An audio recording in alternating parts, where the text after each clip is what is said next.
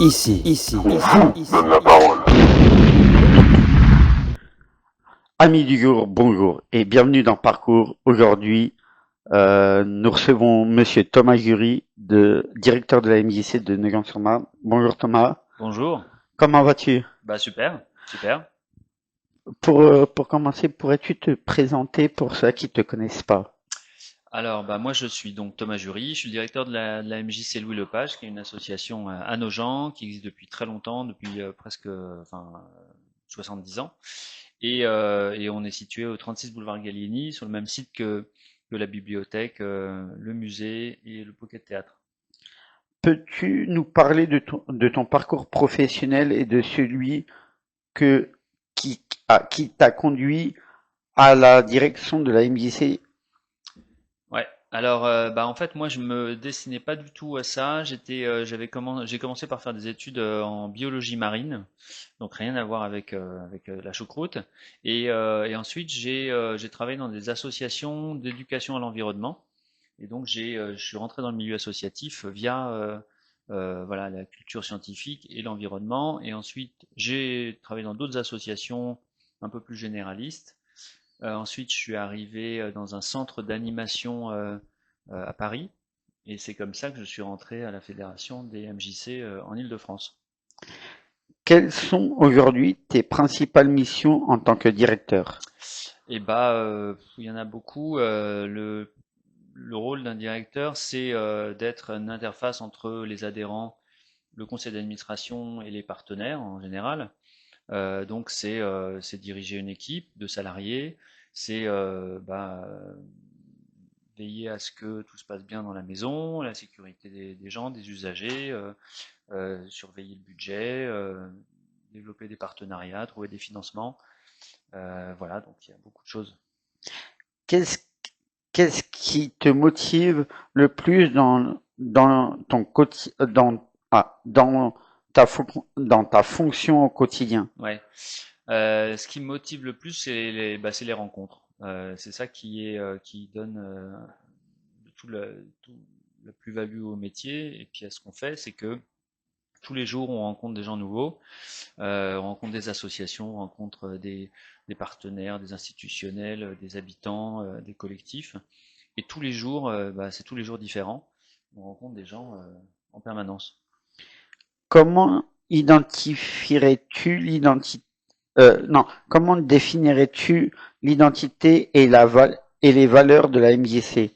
Alors, je dirais que c'est une maison qui, qui, qui permet la participation des gens, en fait, au sens très large. Déjà en accueil, c'est l'accueil inconditionnel, on accueille tout le monde et toutes les idées, tous les voilà.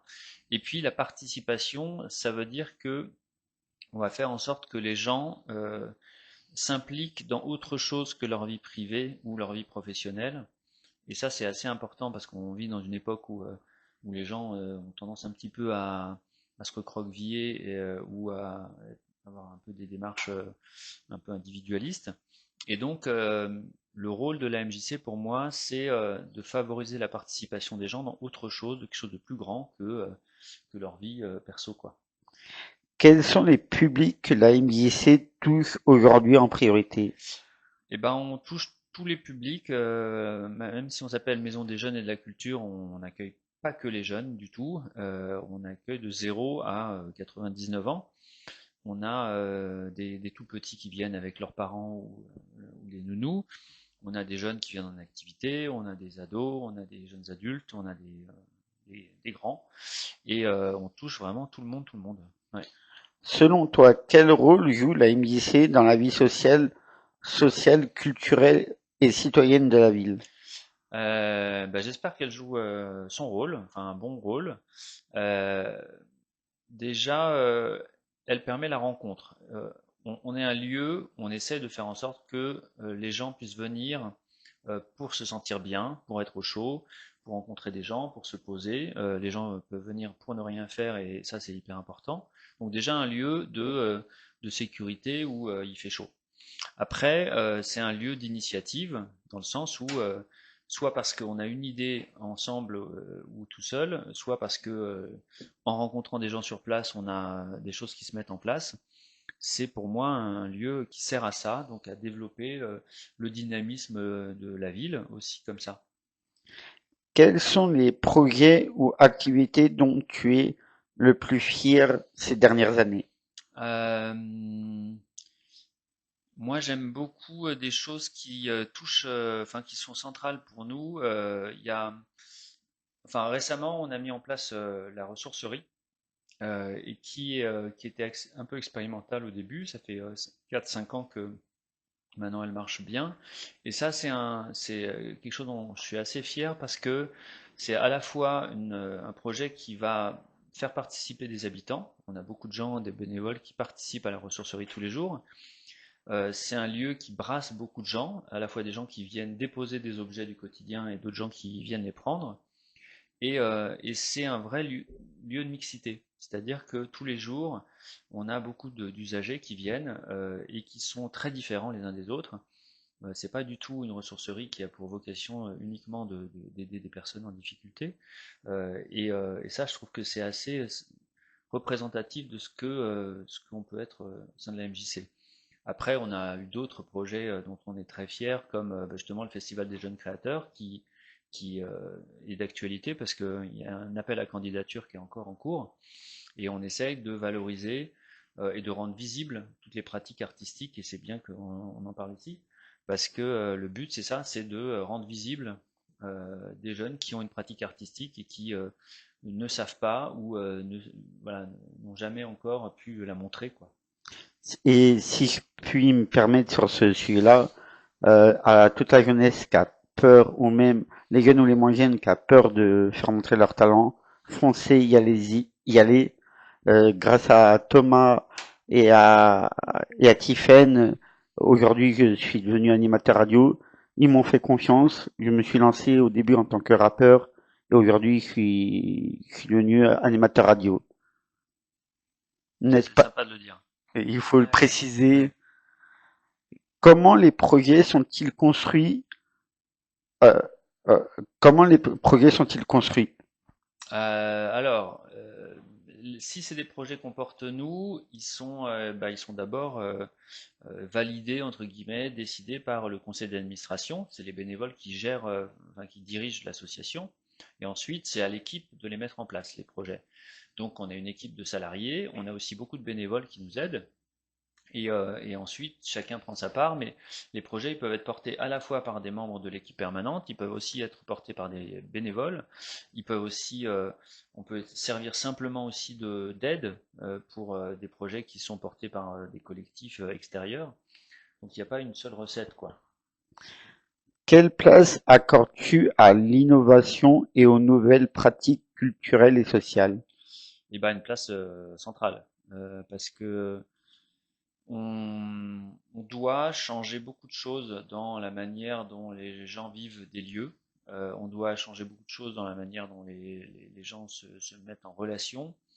Ce que je dis souvent, c'est que il faut essayer de casser cette relation qu'il peut y avoir entre des habitants et le reste des structures de la ville. Parce que très souvent, trop souvent, les gens sont soit des usagers, soit des clients.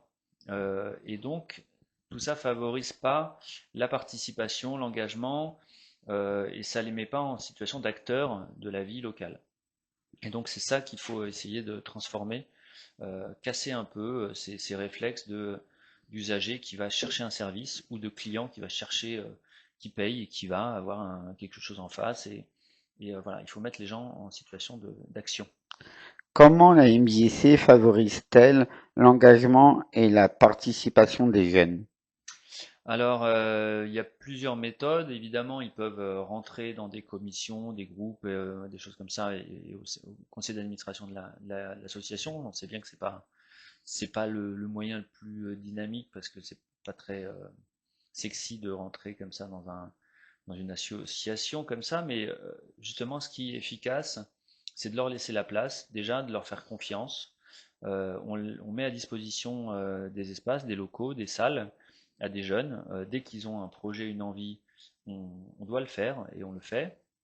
On va aussi leur donner un accompagnement technique. Évidemment, on est une maison où on peut apprendre plein de choses, apprendre des techniques de son, apprendre des pratiques artistiques. Il y a aussi, par exemple, à l'occasion des jams ou des concerts, on permet à des jeunes d'essayer. Euh, Qu'est-ce que c'est être ingé son, qu'est-ce que c'est assurer la sono d'un événement. Donc tout ça, c'est basé sur le fait de faire confiance et de prendre les jeunes pour ce qu'ils sont, c'est-à-dire des personnes qui ont des ressources, des envies, plein de talents et leur laisser la place, quoi. Quelles actions sont mises en place pour encourager l'expression, la créativité et la citoyenneté? Alors, l'expression, la créativité, bah, typiquement, le Festival des jeunes créateurs, c'est vachement utile pour ça. On va aussi valoriser toutes les pratiques internes par des expositions. En interne, on expose les jeunes qui sont chez nous. On leur permet aussi de participer à des événements. Et la citoyenneté, euh, alors il y a plein de trucs avec ça. Soit on a une démarche de sensibilisation et de formation à la citoyenneté. Alors les jeunes, ils entendent beaucoup parler de citoyenneté tout le temps, toute leur scolarité. Je suis pas sûr que ce soit ça qu'il faille encore refaire, mais la citoyenneté, c'est la place qu'on a dans la ville et la place qu'on prend et qu'on ose prendre dans la ville. Donc à partir du moment où on porte la voix et on est entendu, c'est déjà un acte hyper fort et si on l'a fait une fois, ensuite on peut aller plus loin. Et par exemple, un exemple tout bête, au niveau du jardin derrière la MJC, au niveau du 36, quand on crée quelque chose qui est visible dans l'espace public, et ça marche aussi pour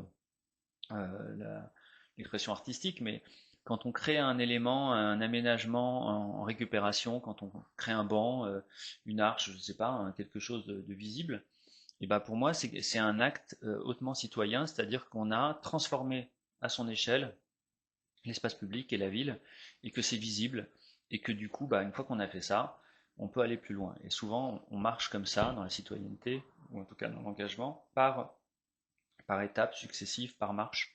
Et nous, il faut qu'on soit là pour favoriser, pour permettre que les gens prennent la première marche. Selon toi, quels sont les principaux enjeux pour les jeunes aujourd'hui? Les enjeux, Oui, les ouais. enjeux. Bah, c'est de casser la défiance qu'il peut y avoir, défiance envers les institutions, envers les adultes, envers les structures qui sont voilà, autour d'eux. Et pour casser cette défiance-là, il faut leur laisser la place, il faut leur expliquer comment ça fonctionne, il faut arrêter de les prendre pour des idiots. Et du coup, ça, c'est un enjeu très important. On voit bien qu'il y a une défiance qui est généralisée, et on le voit aussi au niveau politique. Il y a beaucoup de jeunes qui ne croient pas tellement à la politique, qui ne croient pas tellement aux dirigeants ou au pouvoir, et des choses comme ça. Donc, là, c'est un enjeu hyper important, sans parler de tout ce qui est voilà, fake news et la manière dont on va chercher l'information. Tout ça, c'est évidemment important. Avec quel type d'acteurs la MJC travaille-t-elle? Alors, elle travaille avec tout type d'acteurs. Évidemment, le premier partenaire, c'est la ville de Nogent-sur-Marne. C'est beaucoup d'associations qui sont locales ou un peu plus éloignées. Ça peut être des commerçants aussi. On a eu beaucoup de projets intéressants qui ont été réalisés grâce à des commerçants nogentais. Euh, il y a des artistes, évidemment, qui nous aident. Et ça, c'est intéressant aussi de voir parfois des artistes qui peuvent nous sembler un peu éloignés ou un peu difficiles d'accès, quoi, mais qui sont touchés par le fait que ils vont pouvoir aider une structure associative type MJC parce que derrière ce nom-là, il y a un certain nombre de valeurs et de principes qui sont en place. Donc oui, institutions, associations, individuels, commerçants, artistes, tout ça, ça peut faire partie de nos partenaires. En quoi en quoi ces partenaires sont-ils essentiels au développement des projets? Bah, parce qu'on sait pas tout faire tout seul et que ensemble on fait beaucoup mieux. tout le monde est indispensable. La ville, c'est un soutien indispensable, à la fois financier, à la fois technique, logistique, et par rapport à des politiques publiques. Les associations, bah, c'est hyper intéressant. C'est comme rencontrer des gens qui sont différents de toi, quoi. On trouve des ressources, on va plus loin, on trouve des points communs et des sujets à traiter ensemble. Donc ça, c'est hyper important pour les associations. Les commerçants, bah, il y a plein d'actions. On participe tous les ans au Noël solidaire. Et on le fait grâce à des commerçants. Donc il y a plein de choses qu'on ne sait pas faire et pour lesquelles on a besoin d'aide, quoi. Avoir des partenaires, ça veut dire je ne sais pas tout faire et j'ai besoin de coups de main, quoi. Comment la MJC s'inscrit-elle dans le dynamisme global de Nogent? Alors, bah, justement, par l'accompagnement aux associations, par l'accueil inconditionnel de tous les Nogentais qui, pour une raison ou une autre, ont besoin de venir se poser, euh, en travaillant la question de l'économie circulaire, qui n'est pas tellement traitée sur la ville à part nous, c'est-à-dire faire en sorte qu'il y ait un espace où on va travailler la récupération, le réemploi. La pratique artistique, c'est aussi très important, même s'il y a beaucoup d'associations sur nos gens, il y a beaucoup de moyens de faire plein de choses au niveau de ces loisirs, mais on participe évidemment à ça. Il y a la question éducative, on aimerait prendre plus de place dans cette question-là. Par exemple, on accueille beaucoup d'enfants pendant les vacances, on fait des vacances apprenantes à chaque fois, et on aimerait prendre une place plus importante pour tout ce qui est accompagnement à la scolarité, faire en sorte que les enfants bah, reprennent confiance eux aussi dans l'école, dans les adultes, et ça marche aussi en, en sortant un petit peu les enfants du cadre scolaire, en trouvant d'autres biais que le système scolaire, et donc on peut être un bon acteur pour ça. Merci. D'ailleurs, en parlant d'artistes, il y a Laurent Boudier aussi qui a répété à Ouais, la MJC en étant plus jeune. tout à fait, ouais. Quand il avait 17 ans, 16 ou 17 ans, il était adhérent comme tous les autres adhérents, jeunes adhérents qui font de la musique encore chez nous. Et d'ailleurs, il répétait dans la cave, donc il n'avait pas une place très, très grande à l'époque. Et il a rencontré du monde là-bas, il a créé ses premiers groupes, et puis voilà. Et il nous a fait le plaisir, il y a 2 ans, de revenir nous voir Oui, avec les mêmes amis avec lesquels il jouait à l'époque. Donc j'ai pu voir des photos. ouais, c'est une belle histoire parce que ça montre aussi que dans les jeunes qui sont aujourd'hui à la MJC, bah, il y aura peut-être un Laurent Voulzy dans 10 ans ou 20 ans. Donc ça raconte des choses par rapport à ça aussi, ouais. Quels sont les principaux défis rencontrés actuellement à la MJC? Bah, les défis, c'est avoir un modèle économique qui fonctionne. On a eu des époques un peu difficiles récemment. Donc c'est trouver des financements, les rendre stables, pérennes. Aujourd'hui, on a la chance d'avoir toujours le soutien de la ville. On a un gros partenaire financier avec la CAF. On a des dons. On a un fonctionnement aujourd'hui qui est stable et ça nous rassure. Donc, un des défis, c'est le défi économique, de rester en vie. Et les associations, elles sont globalement, au niveau national, pas en très bon état. Donc, ça, c'est déjà un défi important. Ensuite, autre défi, c'est une forme de reconnaissance au niveau aussi municipal sur plein de sujets dont j'ai parlé, pour avoir une place plus forte en tant que partenaire et co-constructeur de certaines politiques ou certaines actions. Donc ça, c'est un autre petit défi. On pourrait faire encore plus et voilà. Et puis, euh, et puis, voilà, le défi ouais, d'accueillir toujours plus de gens, des gens qui ne connaissent pas encore, des gens qui ont un a priori, une image un peu peut-être datée. En tout cas, ça c'est aussi dans la communication un autre défi, c'est-à-dire se faire encore connaître, quoi. Comment faire face aux contraintes budgétaires, humaines et sociales? Alors, bah, contrainte budgétaire, on a un peu parlé. Il faut en effet qu'une association, elle diversifie ses ressources. C'est comme nous tous, quoi. Il ne faut pas qu'on mette nos œufs dans le même panier, on va dire. Il faut qu'une association, elle ait plusieurs partenaires financiers, qu'elle ait plusieurs ressources pour réussir à tenir en cas de coup dur. Euh, euh, Tu parlais de difficultés sociales aussi. Sociale et humaine. D'accord. Alors, social, c'est d'être vraiment accessible à tout le monde. Ça, c'est un défi, c'est-à-dire que il faut que n'importe qui puisse venir. Ça marche aussi beaucoup par le bouche à oreille et tout ça, mais c'est aussi une question d'accessibilité. Et on s'est posé ces questions-là il y a un moment, quand je suis arrivé, c'est-à-dire comment on fait pour que nos activités soient accessibles. Aujourd'hui, les activités, elles sont au quotient familial, pour que n'importe qui puisse venir faire une activité. Il faut que les gens osent rentrer, il faut qu'il y ait de la place pour tout le monde, il faut que ce soit... enfin voilà, donc ça c'est assez compliqué, mais plus on avance, plus on voit que des gens nouveaux qui étaient éloignés, enfin voilà, encore une fois, les rencontres, ça porte ses fruits. Et puis humaine, tout ça c'est pareil, c'est les mêmes questions, c'est montrer qu'on est au service de la ville, au service des habitants, qu'on est une structure qui sert l'intérêt général, c'est-à-dire que nous, on n'a pas d'autre ambition que de faire ça. Et donc, on est là pour que la ville soit encore plus belle, encore plus dynamique, encore plus citoyenne, voilà, et quel que soit le type de public, quoi. Quelles sont vos priorités et vos ambitions pour les prochaines années? Les priorités, ambitions, je parlais des associations à nos gens. On est une association, il y en a plus de 200.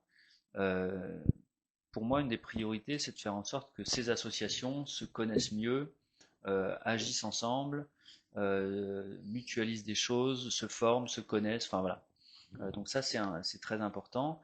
Je parlais de la question éducative et des jeunes. Euh, Moi, j'ai envie qu'on puisse euh, travailler la question de l'accompagnement à la scolarité aussi. Et ça, c'est un truc très intéressant qui aussi permet à des habitants de s'impliquer bénévolement dans l'aide avec les enfants. Ça, c'est un autre sujet.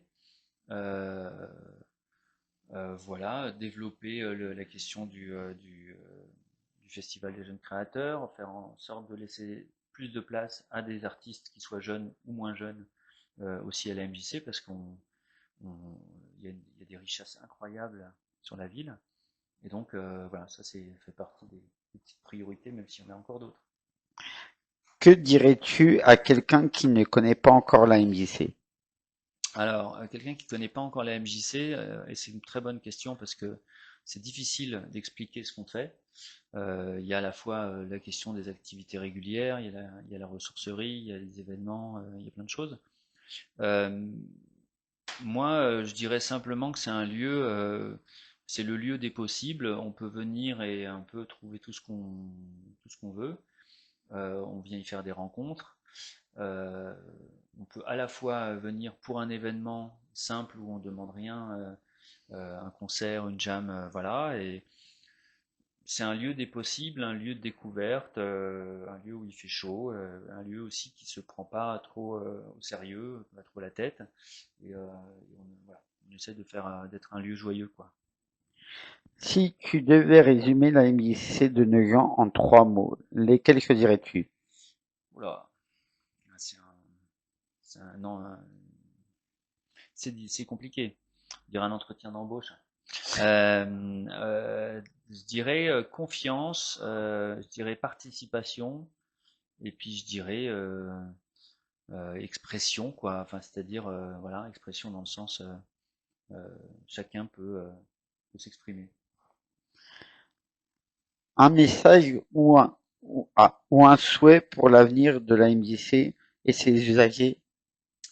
Euh, un souhait, bah, qu'on tienne encore 70 ans de plus et qu'on ait une place encore plus importante au sein de la ville, ouais, je veux pas d'autre, continuer quoi. C'est ça le souhait. Est-ce que tu aurais un dernier mot ou un message à faire passer avant de terminer? Bah non, je suis très content d'être là, je te remercie. C'est un plaisir d'être avec vous. Et puis, justement, on en a parlé, mais j'ai envie d'appuyer encore. Le Festival des jeunes créateurs cette année, ça commence comme chaque année par l'appel à candidature. Le comité de sélection, qui est composé que de jeunes, a décidé de le prolonger un peu. Donc, il y a jusqu'à à peu près le 10 février pour proposer une candidature, pour voilà, se montrer, quelle que soit la pratique artistique, il y a tous les domaines. Il n'y a pas de limite. Et ça, c'est un levier qui est très intéressant. Donc j'ai envie de rappeler ça. Il suffit d'aller sur notre site pour aller voir l'appel à candidature. Et comme j'ai pu le dire tout à l'heure, euh, faites-vous confiance si vous avez un talent ou même un talent caché que vous savez pas. Lancez-vous et y aller. C'est vraiment un bel événement. Et vous pourrez me retrouver sur place le jour de l'événement. Merci Thomas d'avoir Merci à répondu toi. présent pour l'interview. Merci à Majid Lebar et Alibi Montana. Et merci aussi à toute l'équipe d'Artup. Et merci à vous, à tous les auditeurs. Merci à vous les auditeurs de nous suivre. Et je vous dis à demain pour une nouvelle émission. Et n'oubliez pas de vous abonner à la chaîne Artep.